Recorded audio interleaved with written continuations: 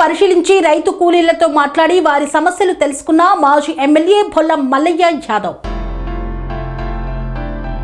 సూర్యాపేట జిల్లా మునగాల మండలం నేలమర్రి గ్రామంలో సాగునీటి కొరతతో రైతులు వ్యవసాయ కూలీలు తీవ్ర ఇబ్బందులు ఎదుర్కొంటున్నారని కోదాడ మాజీ ఎమ్మెల్యే బొల్ల మల్లయ్య యాదవ్ అన్నారు. మాజీ ఎమ్మెల్యే బొల్ల మల్లయ్య యాదవ్ రైతులు వ్యవసాయ కూలీలతో మాట్లాడి వారి సమస్యలను అడిగి తెలుసుకున్నారు. సాగునీటి కొరత కారణంగా పచ్చగా కలకలలాడాల్సిన పొలాలు బీడు భూములుగా మారుతున్నాయని ఆయన ఆవేదన వ్యక్తం చేశారు. ఎల్ నీనో ప్రభావం గురించి ముందుగానే హెచ్చరికలు ఉన్నప్పటికీ ప్రభుత్వం ఎలాంటి ముందస్తు ప్రణాళికలు రూపొందించలేదని విమర్శించారు. యాప్ సర్వర్ సమస్యలతో రైతులు మరింత ఇబ్బందులు ఎదుర్కొంటున్నారని పేర్కొన్నారు. ఇటీవల ముఖ్యమంత్రి నిర్వహించిన మీడియా సమావేశంలో సాగునీటి సమస్యపై వచ్చిన ప్రశ్నకు స్పష్టమైన సమాధానం ఇవ్వకుండా రాజకీయ వ్యాఖ్యలు చేయడం బాధాకరమని బొల్ల మల్లయ్య యాదవ్ విమర్శించారు. రైతుల సమస్యలపై ప్రభుత్వం స్పష్టమైన కార్యాచరణ ప్రకటించాలని డిమాండ్ చేశారు. సాగునీటి లభ్యతపై రైతులకు వెంటనే స్పష్టతనివ్వాలని, యూరియా ఎరువులను సమృద్ధిగా అందుబాటులో ఉంచాలని,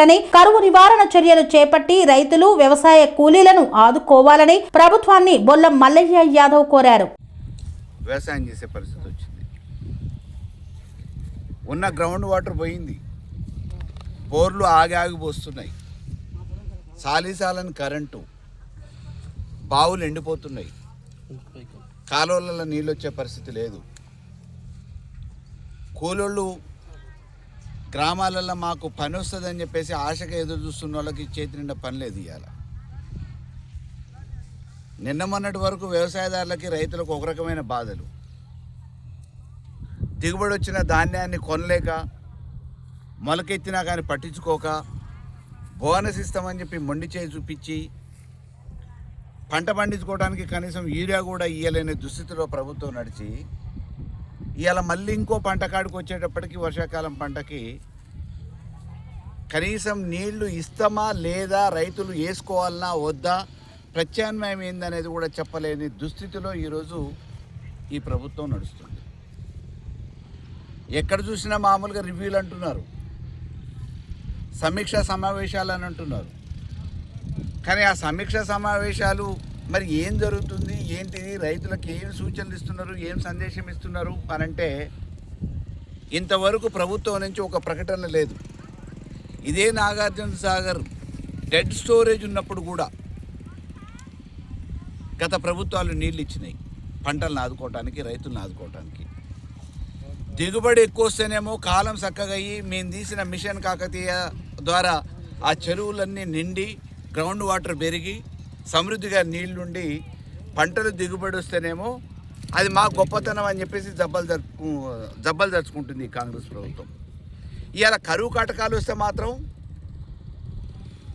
దీనికి సంబంధించి కనీసం మా బాధ్యత ఇది, రైతుల్ని రక్షించడానికి మేము ప్రత్యామ్నాయ ఏర్పాట్లు చేస్తున్నామని చెప్పేసి చెప్పే పరిస్థితులలో లేదు. ఆల్రెడీ జూలై 2వ వారం గడిచిపోతుంది, 3వ వారంలోకి వచ్చినాం. వర్షాలు లేవు. ఇప్పటికే బావులు ఎండిపోతున్నాయి, బోర్లు ఎండిపోతున్నాయి, ఆగిపోస్తున్నాయి. వ్యవసాయ కూలీలకి పని లేక పూట గడవని దుస్థితిలోకి నెట్టేయబడుతున్నారు. కాబట్టి ప్రభుత్వం ఏం ఆలోచిస్తుంది ఈ రైతుల గురించి? రైతు రాజ్యం అన్నారు, ఇందిరమ్మ రాజ్యం అన్నారు, కౌలు రైతులకు డబ్బులు ఇస్తా అని అన్నారు. మరి ఈరోజు ఇప్పుడు మేము డిమాండ్ చేస్తూ ఉన్నాం. కరువు స్పష్టంగా అవపడుతుంది.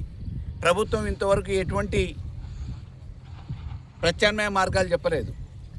ప్రతి ఎకరానికి 30,000 ఇస్తారా, 20,000 ఇస్తారా, ఏమి ఇస్తారో నిర్ణయం చేసి పంట పండినా పండకపోయినా రైతులకు నష్టపరిహారం చెల్లించే విధంగా ప్రత్యామ్నాయ ఏర్పాట్లు, నీళ్లు ఇవ్వలేని పరిస్థితులలో ప్రభుత్వం ఆ ప్రత్యామ్నాయ ఏర్పాట్లన్నా చేయాలని చెప్పేసి, అదే రకంగా జాతీయ ఉపాధి హామీ పథకం ద్వారా కూలీలకు కూడా భృతి కలిగించే విధంగా పని కల్పించాలని చెప్పేసి ప్రభుత్వాన్ని డిమాండ్ చేస్తుంది. ఏ విషయం మీద శ్రద్ధ చూపించకుండా ఇలా రైతుల్ని పూర్తిగా విస్మరించి ఈ ప్రభుత్వం గొప్పలు చెప్పుకుంటున్న నేపథ్యంలో మరి ఒకప్పుడు ఈ నీళ్ల కోసమే కొట్లాటలు జరిగినాయి. తెలంగాణలో సేద్యం చేయగలిగిన భూమి ఉండి శక్తి కలిగిన రైతాంగం ఉన్న తర్వాత కరెంటు నీళ్లు లేక వివక్షకు గురవుతున్న ఈ తెలంగాణ స్వరాష్ట్రంగా ఏర్పడితేనే మనం నీళ్ళని తెచ్చుకోవడానికి సాధ్యమవుతుందని చెప్పేసి పోరాటం చేసి సాధించుకున్న తెలంగాణలో ఇంచుమించు బీడు భూములను కూడా సదును చేసి వ్యవసాయం చేసుకొని దిగుబడి పెంచుకొని రైస్ బౌల్ ఆఫ్ తెలంగాణగా మార్చుకుంటే ఈరోజు కరువు తెలంగాణగా తీర్చిదిద్దుతున్న ఘనత కాంగ్రెస్. ఇలా కాంగ్రెస్ తెచ్చిన కరువు ఇది యాదృచ్ఛికంగా వచ్చింది కాదు. 3 నెలల నుంచి ఆల్రెడీ శాస్త్రవేత్తలు హెచ్చరిస్తూ ఉన్నారు. ప్రత్యామ్నాయ మార్గాల గురించి కనీసం ఎటువంటి సమాచారం రైతులకి ఈ ప్రభుత్వం ఇవ్వట్లేదు, పట్టించుకోవట్లేదు. ఇప్పటికైనా రైతుని ఆలోచించాలి, రైతు కూలీల గురించి ఆలోచించాలని చెప్పేసి ప్రభుత్వాన్ని డిమాండ్ చేస్తున్నాం.